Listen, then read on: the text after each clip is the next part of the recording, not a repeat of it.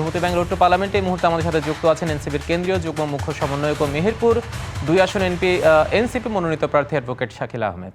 Advocate Shakil Ahmed, আপনাকে স্বাগত Madhumati bank road two পার্লামেন্টে। জি, আপনাকে ধন্যবাদ জানাচ্ছি এবং দর্শকদের সবাইকে ধন্যবাদ জানাচ্ছি যে আমাকে দেখছেন। প্রথমে যে বিষয়টি জানতে চাই সেটা হচ্ছে নির্বাচনের দিন যতই এগিয়ে আসছে ততই কিন্তু রাজনৈতিক মাঠে উত্তাপ, পরস্পর বিরোধী মন্তব্য, বাদানুবাদ, নির্বাচনী প্রতিশ্রুতি, প্রত্যাশা সবকিছু নিয়ে একটা আপনারা সরগরম অবস্থায় আছেন। নতুন দল, বড় দুটি দল আপনাদের বিরোধী পক্ষে আছে, জোটও করেছেন। সবকিছু মিলিয়ে নির্বাচনী মাঠে আপনাদের চ্যালেঞ্জ কতটা? জি, ধন্যবাদ আপনাকে। চ্যালেঞ্জ তো পুরোটাই, কিন্তু আমরা চ্যালেঞ্জটাকে সহজ করে দেখতে চাচ্ছি, কারণ মেহেরপুরকে নিয়ে ইতিপূর্বে যারা ক্ষমতায় গিয়েছেন, বিভিন্ন দলের এমপি হয়েছেন, তারা কেউ মেহেরপুরের রাজনীতি করেনি। তারা হয় ব্যক্তি রাজনীতি করেছে, তা না হলে তারা দলের রাজনীতি করেছে। মেহেরপুরের যে মূল কয়েকটি সমস্যাকে আমরা চিহ্নিত করেছি।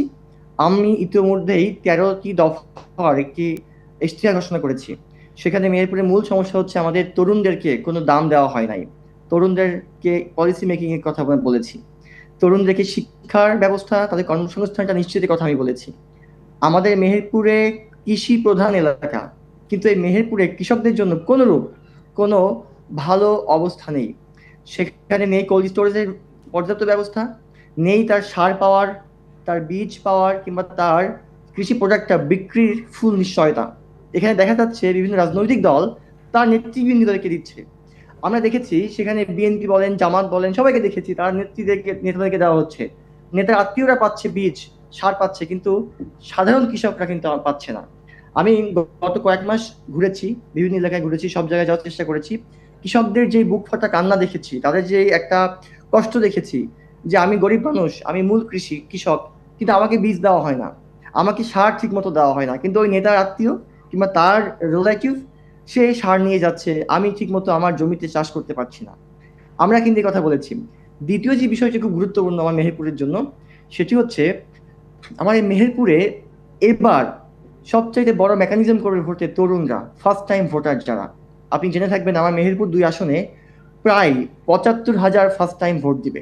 অর্থাৎ আমার বন্ধু, আমার খুব ইমিডিয়েট বড় ভাই, আমার ইমিডিয়েট ছোট ভাইরা এবার কিন্তু ফার্স্ট ভোট দিবে। কিন্তু মেহেরপুর রাজনীতিতে তরুণদেরকে নিয়ে কোনো ভাবনা নাই, এবং আমাদের এখানকার যারা রাজনীতিবিদ তারা তরুণদেরকে ভয় পায়। তরুণরা যে দেশ গড়তে পারে, দেশে পলিসি মেক করতে পারে, তারা এটা চিন্তাই করে না, তারা এটা ভাবতেও চায় না, তারা এটা মানতেও চায় না। আমি খুব পরিষ্কার বলতে চাই যে এবারে নেতৃত্ব দিবে তরুণরা, এবং নির্বাচনে জেতার জন্য তরুণরা হবে মূল মেকানিজম করবে। আমরা এটার জন্য ইতিমধ্যে কয়েকটি স্টেপ নিয়েছি। এক, আমরা বলেছি তরুণদের জন্য আমরা তরুণদেরকে পলিসি মেকিং এর জায়গাতে নিয়ে আসবো। তরুণদের জন্য কর্মসংস্থানটা আমি এনশিওর করব, এবং নেতৃত্ব দেওয়ার যে জায়গাটা, সে নেতৃত্ব জায়গাটাতে আমি তরুণদেরকে সবচেয়ে বেশি স্পেস দিতে চাই। অর্থাৎ আপনার কথা হচ্ছে তরুণরা সেখানে উপেক্ষিত ছিল, সেই তরুণদের শক্তিটাকে উপেক্ষা করা হচ্ছে, সেই তরুণরা এবার ভোটের মাঠে গেম চেঞ্জার হিসেবে হবে। কিন্তু আরেকটি বিষয় সেটা আমি জানতে চাই, সেটা হচ্ছে আপনাদের যে নির্বাচনী প্রতিশ্রুতি আছে, নির্বাচনী জনগণের প্রতি যে আপনাদের যে কমিটমেন্ট, ভোটাররা সেটিকে কিভাবে নিচ্ছে, সে প্রত্যাশা প্রতিফলন আপনারা কতটা পাবেন বলে মনে করছেন ভোটের মাঠে? জি, এখন আমরা 24 গণঅভ্যুত্থানের পরে কিন্তু মানুষ আমাদের প্রতি প্রত্যাশা বেড়ে গেছে। গত 1-1.5 বছরে আমরা মানুষের বিভিন্ন সমস্যা নিয়ে কথা বলেছি, সমস্যা সমাধানের জন্য কাজ করেছি। আমার গাংনী উপজেলা এবং গাংনী পৌরসভাতে বিভিন্ন বিষয় নিয়ে আমরা কাজ করেছি। সেগুলোতে আমরা অনেকাংশেই দেখিয়েছি যে আমরা মানুষের জন্য কাজ করতে পারছি এবং পারি। যদি আমরা ক্ষমতায় যেতে পারি, তাহলে মানুষের জন্য তাদের অধিকারটাকে নিশ্চিত করতে পারবো। এবং একজন মানুষ, আমি এই বাংলাদেশের নাগরিক, আমি রাষ্ট্রের মালিক। আমার মূল টার্গেট হচ্ছে আমার গাংনীর মানুষকে, নাগরিককে এই রাষ্ট্রের মালিকানা বুঝিয়ে দেওয়ার আমার মূল চ্যালেঞ্জ হবে এবং মূল কাজ হবে।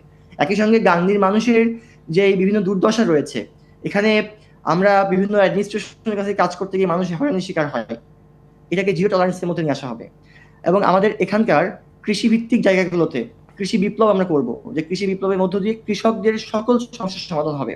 আমরা আমাদের গাংনী উপজেলাতে একটা গ্রোথ সেন্টার করব, যে গ্রোথ সেন্টারের মাধ্যমে কৃষক ডিরেক্টলি তার পণ্য বিক্রি করতে পারবে এবং একজন ক্রেতা ডিরেক্টলি কিনতে পারবে। তাহলে মাঝখানে মধ্যস্বত্বভোগী আর কোনো, অর্থাৎ গ্রামীণ অর্থনীতিকে শক্তিশালী করার জন্য কৃষি বিপ্লবের কোনো বিকল্প নেই, সেই কৃষি বিপ্লবের দিকে আপনারা নজর দিচ্ছেন নির্বাচনী মাঠে। আপনাকে অসংখ্য ধন্যবাদ আজকে মধুমতি ব্যাংক রোড টু পার্লামেন্টে যুক্ত হওয়ার জন্য।